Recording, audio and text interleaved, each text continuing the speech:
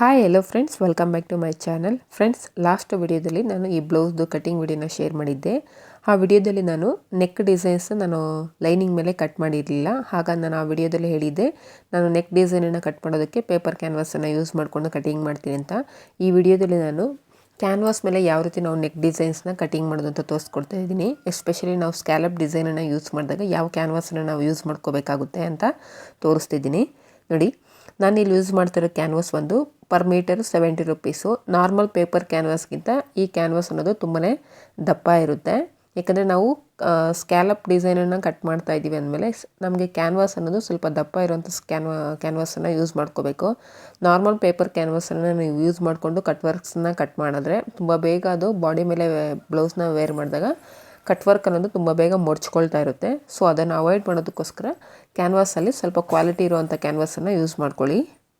ಈಗ ಕ್ಯಾನ್ವಾಸನ್ನು ಈ ರೀತಿ ಫೋಲ್ಡ್ ಮಾಡಿಕೊಂಡು ನಿಮ್ಮದು ಬ್ಲೌಸ್ದು ಬ್ಯಾಕ್ ಪಾರ್ಟ್ ಲೈನಿಂಗ್ ಏನಿದೆಯೋ ಅದ್ರ ಮೇಲೆ ಆಲ್ರೆಡಿ ನೀವು ನೆಕ್ಕನ್ನು ಮಾರ್ಕ್ ಮಾಡಿರ್ತೀರ, ಸೇಮ್ ಅದನ್ನು ಈ ರೀತಿ ನೀಟಾಗಿ ಪ್ಲೇಸ್ ಮಾಡಿಕೊಂಡು ನೀವು ಬ್ಯಾಕ್ ಪಾರ್ಟಲ್ಲಿ ಏನು ನೆಕ್ಕು ಡ್ರಾ ಮಾಡ್ಕೊಂಡಿದ್ರು ಅಲ್ಲೆಲ್ಲ ಈ ರೀತಿ ಮಾರ್ಕ್ ಮಾಡ್ಕೊತಾ ಇದ್ದೀನಿ. ನೋಡಿ, ಕೆಳಗಡೆ ನಾವು ನೆಕ್ ಡೀಪ್ 2.5 ಇಂಚಸ್ ತೊಗೊಂಡಿದ್ದು, ಹಾಗೆ ಶೋಲ್ಡರ್ ಬಿಡ್ತ್ ಹತ್ರ ಮತ್ತು ಕೆಳಗಡೆ ನೆಕ್ಕು ಡೀಪ್ ನಮಗೆ ಎಷ್ಟಿದೆ ಅದನ್ನೆಲ್ಲವನ್ನು ಈ ರೀತಿ ನೀಟಾಗಿ ಮಾರ್ಕ್ ಮಾಡ್ಕೋಬೇಕು. ನೋಡಿ, ಈಗ ನಾನು ಏನು ಮಾರ್ಕ್ ಮಾಡ್ಕೊಂಡಿದ್ದೀನಿ ಅಲ್ಲೆಲ್ಲ ಈ ರೀತಿ ಸ್ಟ್ರೈಟಾಗಿ ಒಂದೊಂದು ಲೈನ್ಸನ್ನು ಹಾಕ್ಕೊತಾ ಇದ್ದೀನಿ. ಈಗ ಫ್ರೆಂಚ್ ಆರ್ಮ್ ಕರ್ವ್ ಸ್ಕೇಲನ್ನು ಯೂಸ್ ಮಾಡಿಕೊಂಡು ಮೇಲ್ಗಡೆ ನಮಗೆ ಬೋಟ್ ನೆಕ್ಕನ್ನು ಡ್ರಾ ಮಾಡ್ಕೋಬೇಕು. ನೋಡಿ, ಈ ರೀತಿ ಈಗ ಕೆಳಗಡೆ 3.5 ಇಂಚು ಫೋಲ್ಡಿಂಗ್ ಸೈಡಿಂದ 3.5 ಇಂಚಿಗೆ ಮಾರ್ಕ್ ಮಾಡ್ಕೊಳ್ತಾ ಇದ್ದೀನಿ. ನೋಡಿ, 2 ಲೈನ್ಸ್ ಮೇಲೆ 3.5 ಇಂಚಿಗೆ ಈ ರೀತಿ ಮಾರ್ಕ್ ಮಾಡಿಕೊಂಡು ಒಂದು ಬಾಕ್ಸ್ ಶೇಪನ್ನು ಡ್ರಾ ಮಾಡ್ಕೋಬೇಕು. ಈಗ ಸೇಮ್ ಈ ಬಾಕ್ಸಲ್ಲಿ ನಿಮ್ಗೆ ಯಾವ ನೆಕ್ ಶೇಪ್ ಬೇಕಾಗುತ್ತೋ ಆ ನೆಕ್ ಶೇಪನ್ನು ನೀವು ಡ್ರಾ ಮಾಡ್ಕೋಬೋದು. ನಾನಿಲ್ಲಿ ಯಾವ ನೆಕ್ ಶೇಪನ್ನು ಡ್ರಾ ಮಾಡಿದ್ರೆ ಚೆನ್ನಾಗಿರುತ್ತೆ ಅಂತ ಇಲ್ಲಿ ನಾನು ಹ್ಯಾಂಡಲ್ಲಿ ಡ್ರಾ ಮಾಡಿ ನೋಡ್ತಿದ್ದೀನಿ. ನೋಡಿ, ಈಗ ಫ್ರೆಂಚ್ ಆರ್ಮ್ ಕರ್ವ್ ಸ್ಕೇಲನ್ನು ಯೂಸ್ ಮಾಡಿಕೊಂಡು ಈ ರೀತಿ ಒಂದು ಶೇಪನ್ನು ತೊಗೊಂಡು ನೋಡಿ ಒಳಗಡೆ ನಿಮಗೆ ನೆಕ್ಕು ತುಂಬ ಬ್ರಾಡಾಗಿ ಬೇಕು ಅಂದರೆ ನೀವು ಕಟ್ ವರ್ಕನ್ನು ಹೊರಗಡೆ ಬೇಕಾದರೂ ಮಾರ್ಕ್ ಮಾಡ್ಕೋಬೋದು. ಈಗ ಏನು ನಾನು ನೆಕ್ ಶೇಪ್ ಒಳಗಡೆ ಮಾರ್ಕ್ ಮಾಡ್ಕೋತಾ ಇದ್ದೀನೋ ಇದನ್ನು ಬೇಕಾದರೆ ನೀವು ಹೊರಗಡೆ ಬೇಕಾದರೂ ಮಾರ್ಕ್ ಮಾಡ್ಕೋಬೋದು. ನಿಮಗೆ ನೆಕ್ ಶೇಪ್ ತುಂಬ ಬ್ರಾಡಾಗಿದ್ದರೂ ನಾನು ವೇರ್ ಮಾಡ್ತೀನಿ ಅನ್ನೋಗಿದ್ರೆ ನಾನಿಲ್ಲಿ 1 ಸೆಂಟಿಮೀಟರಷ್ಟು ಒಳಗಡೆಗೆ ಈ ರೀತಿ ಮಾರ್ಕ್ ಮಾಡ್ಕೊಂಡಿದ್ದೀನಿ. ನಾವೇನು ನೆಕ್ ಶೇಪ್ ಡ್ರಾ ಮಾಡ್ಕೊಂಡಿದ್ದೀವಿ ಸೇಮ್ ಅದೇ ಶೇಪಲ್ಲಿ 1 ಸೆಂಟಿಮೀಟರ್ ಒಳಗಡೆಗೆ ಈ ರೀತಿ ಡ್ರಾ ಮಾಡ್ಕೊಂಡಿದ್ದೀನಿ. ಆದಷ್ಟು ಕಟ್ ವರ್ಕ್ ಶೇಪನ್ನು ನಾವು ಸ್ಟಿಚ್ ಮಾಡುವಾಗ ಅಥವಾ ಮಾರ್ಕ್ ಮಾಡುವಾಗ 1/2 ಇಂಚಿಗಿಂತ ಜಾಸ್ತಿ ಮೇಲೆ ನೀವು ಕಟ್ ವರ್ಕ್ ಶೇಪನ್ನು ಈ ರೀತಿ ರೌಂಡ್ ಶೇಪನ್ನು ತೊಗೋಬೇಡಿ. ಯಾಕಂದರೆ ಮಡ್ಚ್ಕೊಳ್ಳುತ್ತೆ ನಮಗೆ ಜಾಸ್ತಿ. ಕಟ್ ವರ್ಕ್ ಶೇಪಲ್ಲಿ ತುಂಬ ಕಂಪ್ಲೇಂಟ್ ಏನು ಅಂದರೆ ಕಟ್ ವರ್ಕ್ ಶೇಪ್ ಅನ್ನೋದು ಬಾಡಿ ಮೇಲೆ ಸರಿಯಾಗಿ ಕೂತ್ಕೊಳ್ತಿಲ್ಲ ಅನ್ನೋದೇ ನಮಗೆ ತುಂಬ ಕಂಪ್ಲೇಂಟ್ ಬರೋದು. ಸೊ ಆದಷ್ಟು 1/2 ಇಂಚಿಂತ ಒಳಗಡೆ ನಾವು ಈ ರೀತಿ ಕಟ್ ವರ್ಕ್ ಶೇಪನ್ನು ಡ್ರಾ ಮಾಡ್ಕೋಬೇಕು. ನೋಡಿ, ನನಗೆ ಕೆಳಗಡೆ ಒಂದು 1/4 ಇಂಚಷ್ಟು ಡಿಫ್ರೆನ್ಸ್ ಬಂದಿದೆ. ನಾನು ಇಲ್ಲಿ ಅಡ್ಜಸ್ಟ್ ಮಾಡಿಕೊಂಡು ನೋಡಿ ಸ್ವಲ್ಪ ಈ ರೀತಿ ಲೈಟಾಗಿ ಅಡ್ಜಸ್ಟ್ ಮಾಡಿಕೊಂಡು ಆ ಕಟ್ ವರ್ಕ್ ಶೇಪನ್ನು ಈ ಕಡೆ ಡ್ರಾ ಮಾಡ್ಕೊಂಡಿದ್ದೀನಿ. ನಿಮ್ಗೆ ಇದೇ ನೆಕ್ ಅಂತಲ್ವ, ಯಾವುದೇ ನೆಕ್ಕನ್ನು ಬೇಕಾದರೂ ನೀವು ಈ ರೀತಿ ಡ್ರಾ ಮಾಡ್ಕೋಬೋದು. ಈಗ ಎಕ್ಸ್ಟ್ರಾ 1 ಇಂಚ್ ಎಕ್ಸ್ಟ್ರಾ ಇರೋ ಥರ ನೋಡ್ಕೋಬೇಕು ಸುತ್ತಲೂ.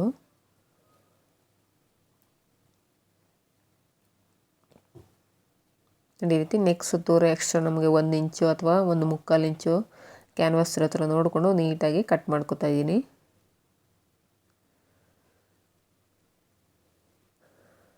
ಫ್ರೆಂಡ್ಸ್, ಯಾರಾದರೂ ಹೊಸದಾಗಿ ಈ ವಿಡಿಯೋನ ನೋಡ್ತಾ ಇದ್ದರೆ ಪ್ಲೀಸ್ ನನ್ನ ಚಾನಲ್ನ ಸಬ್ಸ್ಕ್ರೈಬ್ ಮಾಡ್ಕೊಳ್ಳಿ. ಈ ವಿಡಿಯೋ ನಿಮಗೆ ಯೂಸ್ಫುಲ್ ಆಗಿದೆ ಅಂತ ಅನಿಸಿದ್ರೆ ವಿಡಿಯೋಗೊಂದು ಲೈಕ್ ಮಾಡಿ.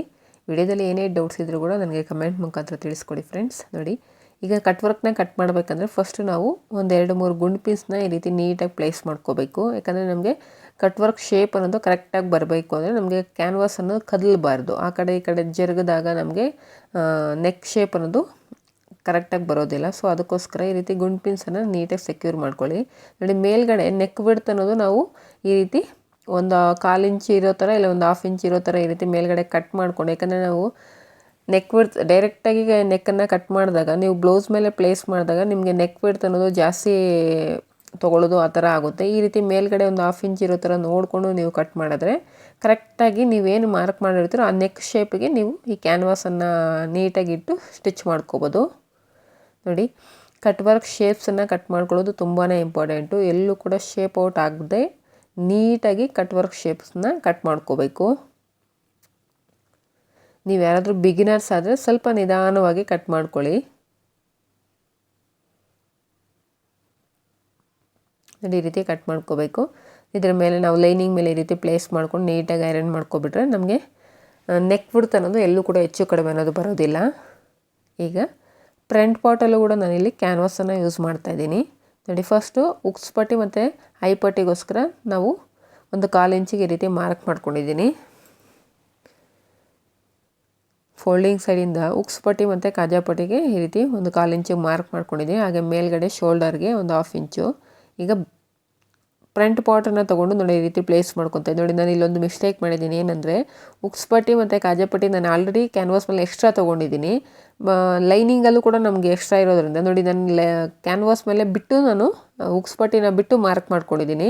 ಈಗ ಮತ್ತೆ ಚೆಕ್ ಮಾಡ್ಕೊತಾ ಇದ್ದೀನಿ ನೋಡಿ. ಈ ರೀತಿ ಟೇಪಿಂದ ಚೆಕ್ ಮಾಡ್ಕೊತಾ ಇದ್ದೀನಿ. ನೆಕ್ ಬಿಡ್ತ್ ಅನ್ನೋದು ನನಗೆ ಹೆಚ್ಚು ಕಡಿಮೆ ಅನ್ನೋದು ಬರ್ತಿದೆ ನೋಡಿ.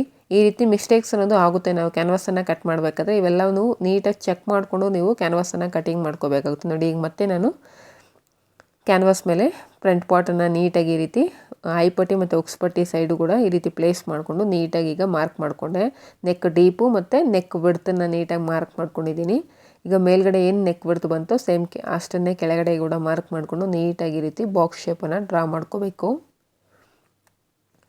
ಇಲ್ಲಿ ನಾನು 3 ಪಾಯಿಂಟ್ಸ್ ನೆಕ್ಕನ್ನು ಡ್ರಾ ಮಾಡ್ತಿರೋದ್ರಿಂದ ಕೆಳಗಡೆಯಿಂದ 1.5 ಇಂಚು ಮಾರ್ಕ್ ಮಾಡ್ಕೊಂಡಿದ್ದೀನಿ. ಆ 1.5 ಇಂಚದಿಂದ ಹೊರಗಡೆಗೆ ಒಂದು ಅರ್ಧ ಇಂಚು ಹೊರಗಡೆಗೆ ಈ ರೀತಿ ಮಾರ್ಕ್ ಮಾಡಿಕೊಂಡು ಈ ಥರ ನೆಕ್ ಶೇಪನ್ನು ಡ್ರಾ ಮಾಡ್ಕೋತಾ ಇದ್ದೀನಿ.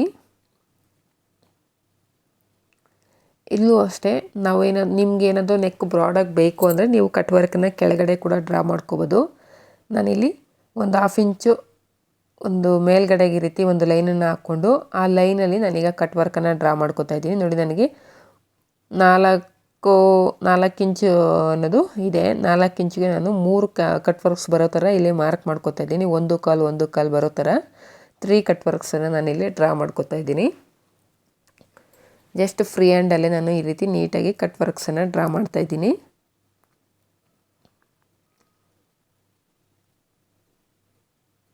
ನೋಡಿ ಈ ರೀತಿ ಡ್ರಾ ಮಾಡ್ಕೋಬೇಕು. ಇದಕ್ಕೂ ಕೂಡ ಎಕ್ಸ್ಟ್ರಾ ಒಂದು 3/4 ಇಂಚ್ ಎಕ್ಸ್ಟ್ರಾ ಇರೋ ಥರ ಈ ರೀತಿ ಕಟ್ ಮಾಡ್ಕೋತಾ ಇದ್ದೀನಿ. ನೀಟಾಗಿ ಒಂದು ಗುಂಡು ಪಿನ್ನನ್ನು ಸೆಂಟರಲ್ಲಿ ಪ್ಲೇಸ್ ಮಾಡಿಕೊಂಡು ನೀಟಾಗಿ ನಾವು ನೆಕ್ ಶೇಪನ್ನು ಕಟ್ ಮಾಡ್ಕೋಬೇಕಾಗುತ್ತೆ ನೋಡಿ. ಮೇಲ್ಗಡೆ ನಾವೇನು ನೆಕ್ ಬಿಡ್ತು ಮಾರ್ಕ್ ಮಾಡ್ಕೊಂಡಿದ್ದೀವಿ 1/2 ಇಂಚು ಈ ರೀತಿ ಎಕ್ಸ್ಟ್ರಾ ಇರೋ ಥರ ನೋಡಿಕೊಂಡು ಅಲ್ಲಿಂದ ಕೆಳಗಡೆಗೆ ನಾವು ನೆಕ್ಕನ್ನು ಕಟ್ ಮಾಡ್ಕೋಬೇಕಾಗುತ್ತೆ. ಈ ರೀತಿ ಕಟ್ ಮಾಡ್ಕೊಳ್ಳೋದ್ರಿಂದ ನಿಮಗೆ ನೆಕ್ ಬಿಡ್ತ್ ಅನ್ನೋದು ಕರೆಕ್ಟಾಗಿ ಮ್ಯಾಚ್ ಆಗುತ್ತೆ. ನಿಮ್ದು ಏನು ಕ್ಯಾನ್ವಾಸ್ ಇದೆಯೋ ಕ್ಯಾನ್ವಾಸಲ್ಲಿ ಏನು ಕಟ್ ಮಾಡಿದ್ದೀರೋ ನೆಕ್ಕು ಪ್ಲಸ್ ನೀವು ಲೈನಿಂಗ್ ಮೇಲೆ ಏನು ಮಾರ್ಕ್ ಮಾಡ್ಕೊಂಡಿರೋ ನೆಕ್ ಬಿಡ್ತು ಕರೆಕ್ಟಾಗಿ ಮ್ಯಾಚ್ ಆಗುತ್ತೆ ನೋಡಿ. ಕಟ್ ವರ್ಕ್ಸನ್ನು ನೀಟಾಗಿ ಕಟ್ ಮಾಡ್ಕೋಬೇಕು.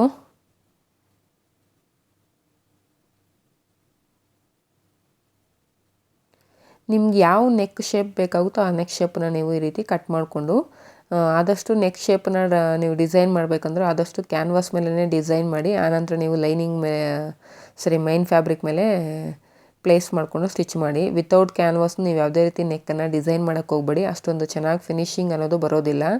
ನಾನಿಲ್ಲಿ ಡಬಲ್ ಪ್ಯೂಸಿಂಗನ್ನು ಯೂಸ್ ಮಾಡ್ತಾ ಇದ್ದೀನಿ. ಯಾಕಂದರೆ ನಾವಿಲ್ಲಿ ಕಟ್ ವರ್ಕನ್ನು ಸ್ಟಿಚ್ ಮಾಡ್ತಾ ಇರೋದ್ರಿಂದ ಕಟ್ ವರ್ಕು ನಮಗೆ ನಾನು ಆಲ್ರೆಡಿ ಹೇಳಿದ್ದೀನಿ ಮಡ್ಚ್ಕೊಳ್ಳುತ್ತೆ ಅಂತ ನಮಗೆ ಕಂಪ್ಲೇಂಟ್ಸ್ ಬರುತ್ತೆ ಅಂತ. ಸೊ ಅದನ್ನು ಅವಾಯ್ಡ್ ಮಾಡಬೇಕು ಅಂತ ನಾನಿಲ್ಲಿ ನಾವೇನು ನೆಕ್ ಶೇಪ್ಸ್ ಇರುತ್ತೋ ಆ ನೆಕ್ ಶೇಪ್ ಹತ್ರ ಬರೋ ಥರ ನಾನಿಲ್ಲಿ ಡಬಲ್ ಪ್ಯೂಸಿಂಗನ್ನು ಯೂಸ್ ಮಾಡ್ಕೋತಾ ಇದ್ದೀನಿ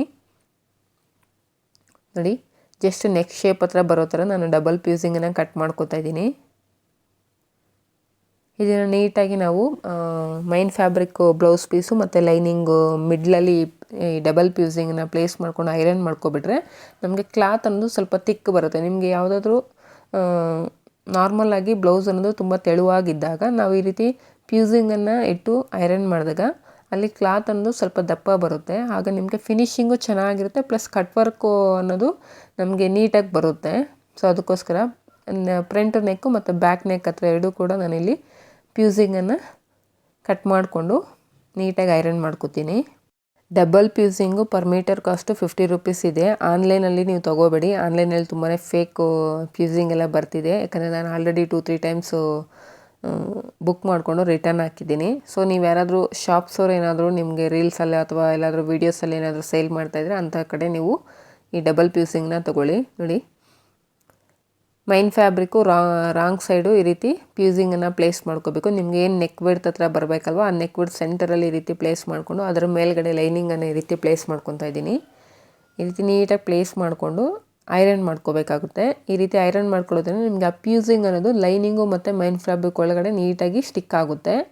ಆಗ ನಿಮಗೆ ಫ್ಯಾಬ್ರಿಕ್ ಅನ್ನೋದು ಅಂದರೆ ಏನು ಪೀಸ್ ಇದೆಯಲ್ವ ಲೈನಿಂಗು ಮತ್ತು ಮೈನ್ ಫ್ಯಾಬ್ರಿಕ್ ಎರಡೂ ಕೂಡ ಸ್ವಲ್ಪ ಥಿಕ್ ಅನ್ನೋದು ಬರುತ್ತೆ. ನಿಮಗೆ ಕಟ್ ವರ್ಕ್ ಅನ್ನೋದು ನೀಟಾಗಿ ಬರುತ್ತೆ. ನೋಡಿ ಈ ರೀತಿ ಲೈಟಾಗಿ ನೀರನ್ನು ಸ್ವಲ್ಪ ಚಿಮ್ಮಿಸ್ಕೊಂಡು ನೀವು ಐರನ್ ಮಾಡಿಕೊಂಡ್ರೆ ತುಂಬ ಬೇಗ ಈ ಫ್ಯೂಸಿಂಗ್ ಅನ್ನೋದು ಸ್ಟಿಕ್ ಆಗಿಬಿಡುತ್ತೆ. ನೋಡಿ ಈ ರೀತಿ ಫಿನಿಶಿಂಗ್ ಅಂತೂ ತುಂಬಾ ಚೆನ್ನಾಗಿ ಬರುತ್ತೆ ಫ್ರೆಂಡ್ಸ್. ಈ ರೀತಿ ನೀವು ಡಬಲ್ ಫ್ಯೂಸಿಂಗನ್ನು ಐರನ್ ಮಾಡಿಕೊಂಡ್ರೆ. ಈಗ ಫ್ರಂಟ್ ಪಾರ್ಟ್ ನೆಕ್ಸನ್ನು ಕೂಡ ನಾವು ಈ ರೀತಿ ಸೇಮ್ ಫ್ಯೂಸಿಂಗನ್ನು ಆ್ಯಡ್ ಮಾಡ್ಕೋಬೇಕು. First main fabric wrong side ಈ ರೀತಿ ಪ್ಲೇಸ್ ಮಾಡಿಕೊಂಡೆ. ಈಗ ಅದ್ರ ಮೇಲ್ಗಡೆ ಫ್ಯೂಸಿಂಗನ್ನು ಪ್ಲೇಸ್ ಮಾಡ್ತಾಯಿದ್ದೀನಿ. ಅದ್ರ ಮೇಲೆ ಈಗ ಲೈನಿಂಗನ್ನು ಪ್ಲೇಸ್ ಮಾಡ್ಕೋಬೇಕು. ಕರೆಕ್ಟಾಗಿ ನೋಡಿ ನಾನು ಯಾವ ರೀತಿ ಪ್ಲೇಸ್ ಮಾಡ್ಕೊಳ್ತಾ ಇದ್ದೀನಿ ಅಂತ. ಹೈ ಪಟ್ಟಿ ಮತ್ತು ಉಕ್ಸ್ ಪಟ್ಟಿ ಎರಡು ಕೂಡ ಒಂದಕ್ಕೊಂದು ಅಪೋಸಿಟ್ ಬರೋ ಥರನೇ ಪ್ಲೇಸ್ ಮಾಡ್ಕೋಬೇಕು. ನೋಡಿ ಈ ರೀತಿ ನೀಟಾಗಿ ಐರನ್ ಮಾಡ್ಕೊಳ್ತಾ ಇದ್ದೀನಿ. ಹೀಟ್ ಅನ್ನೋದು ಸ್ವಲ್ಪ ಜಾಸ್ತಿನೇ ಇಟ್ಕೊಳ್ಳಿ, ಯಾಕಂದರೆ ನಮಗೆ ಡಬಲ್ ಫ್ಯೂಸಿಂಗ್ ಅನ್ನೋದು ಸ್ಟಿಕ್ ಆಗಬೇಕಲ್ವ. ಐರನ್ ಬಾಕ್ಸ್ ಹೀಟ್ ಅನ್ನೋದು ಸ್ವಲ್ಪ ಜಾಸ್ತಿನೇ ಇಟ್ಕೊಂಡು ಈ ರೀತಿ ನೀಟಾಗಿ ಸ್ಟಿಕ್ ಮಾಡ್ಕೋಬೇಕು. ಈಗ ನಾವು ಇದ್ರ ಮೇಲೆ ನಾವು ಕ್ಯಾನ್ವಾಸ್ ಏನು ಕಟ್ ವರ್ಕು ಕ್ಯಾನ್ವಾಸ್ ಮೇಲೆ ಕಟ್ ಮಾಡ್ಕೊಂಡಿದ್ದೀವಿ ಅದನ್ನು ಇಟ್ಟು ನಾವು ಸ್ಟಿಚ್ ಮಾಡಿದ್ರೆ ಫಿನಿಶಿಂಗ್ ಅಂತೂ ತುಂಬಾ ಚೆನ್ನಾಗಿ ಬರುತ್ತೆ. ಹಾಗೆ ನಮ್ಗೆ ಕಟ್ ವರ್ಕ್ಸ್ ಎಲ್ಲೂ ಕೂಡ ಫೋಲ್ಡ್ ಆಗದೆ ಫಿನಿಶಿಂಗ್ ಚೆನ್ನಾಗಿರುತ್ತೆ.